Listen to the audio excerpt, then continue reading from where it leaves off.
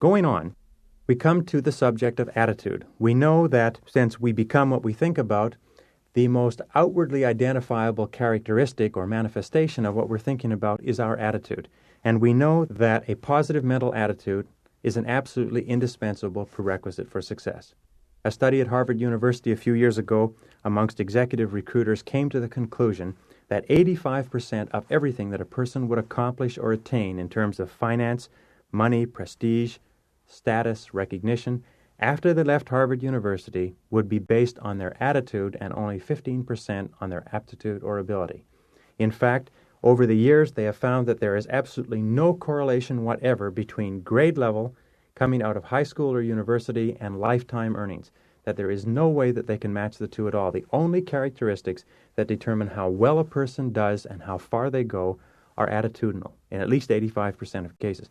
The Cox Report on American Business said unequivocally that as many as 94% of the top executives of Fortune 500 corporations attributed their success more to attitude than to any other ingredient. We know that a positive mental attitude is essential for success. We've been told all our lives that we have to improve our attitude, we have to smarten up our attitude, we have to get our attitudes right. We've been told that we have to have a positive attitude, and there are books and tape courses and seminars that tell people to have a positive attitude. So our question has been, why is it that with all of this information, so few people have positive attitudes? We know that if you could buy a bottle of pills at the drugstore and take them along with your orange juice in the morning, the same as you take a vitamin C pill, and have a positive mental attitude all day, everybody would do it. So our question has been, where do attitudes come from? And that brings us to our old friend, expectations. Our attitudes come from our expectations about outcomes. If we expect things to turn out well, we have positive attitudes. If we expect things to turn out poorly, we have a tendency to have negative attitudes. Let me give you an example. Imagine that you live in Los Angeles, and you have put together the most important project of your life, and you are short of funds, and you decide to invest everything that you have in flying to New York to find a backer for your project. And you fly to New York on a Sunday, and you have a whole series of appointments lined up on Monday, Tuesday, Wednesday, Thursday, Friday. And you start off Monday morning, and you go out to see people. And everybody that you go and see turns you down flat, rejects you cold, tells you that they're not interested in your proposal, that it's harebrained, that it's too expensive, that it's ill thought out. And this is the most important project you've ever put together in your life. And you go from interview to interview, and every single person turns you down and shuts the door and rejects you. And this happens all day Monday, and it happens all day Tuesday, and it happens all day Wednesday. And by Wednesday night, you're totally exhausted. You're totally dispirited. You're discouraged. You don't have any energy at all. And you crawl back to your hotel room, and you close the door and pick up the telephone and phone home. The person who picks up the telephone on the other end of the line, recognizing that you're feeling discouraged, says, "Cheer up. Don't feel so bad. It doesn't matter anyway, because we've just won $1 million in the lottery." Now let me ask you, what would happen to your spirits that moment when you learned that you'd won $1 million? Now, would you have to think about it for 10 or 15 minutes? Or would something happen to you instantaneously? Instantly you learned that you'd won $1 million. All your fatigue, all your depression, all of your aggravation, all of the rejection of the last 3 days would disappear from your mind, and the only thing that you would think of is the fact that you had that $1 million and all the opportunity and affluence and possibilities that represented. You'd be filled with energy and excitement and enthusiasm. Now let us say that you had committed yourself to 2 more days of appointments, and you were going to see those appointments through because you're a responsible person.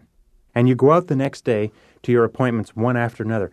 How much more likely would you be to be successful in those appointments knowing that you had $1 million waiting for you when you got home? How much more enthusiastic would you be? How much more confident? How much more forceful? How much more positive would you be? How much more likely would people be to respond positively to your proposal on Thursday and Friday rather than the way they did on Monday, Tuesday, and Wednesday? Well, let us assume that you finish your appointments, you jump on the airplane that afternoon, you fly all the way home to Los Angeles, you jump in your car, you race home, you run in the door, you kiss whoever it is that's there, and you say, "Where is it?" And the person says, "April Fool. I was just kidding.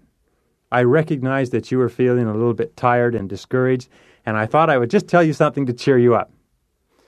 Now, after you had finished strangling whoever it was, you might ask yourself this question: Was your attitude real or not? Were your feelings truly positive and excited and enthusiastic or not? And the answer that you'll come up with was, yes, your attitude was real. Your feelings were real. Your level of energy, your enthusiasm, your vitality, your excitement were all real, because those are not the sort of things that you can artificially manufacture, even though the expectations upon which they were based were totally false. If you can understand the importance of this concept, you'll have one of the keys to understanding why some people are far more successful than others, in that what winners make a habit of doing is manufacturing their own positive expectations in advance of the event. They have an attitude of positive self-expectancy, in that well before something good happens to them, they are expecting something good to happen, expecting the very best to come out of their efforts. They are manufacturing their expectations even though they have no information upon which to base it, which causes them to have positive, enthusiastic attitudes, which causes them to affect people in a positive way and get positive reactions. If we make a habit of always expecting the best to come out of everything that we do, we will have one of the keys to a successful life.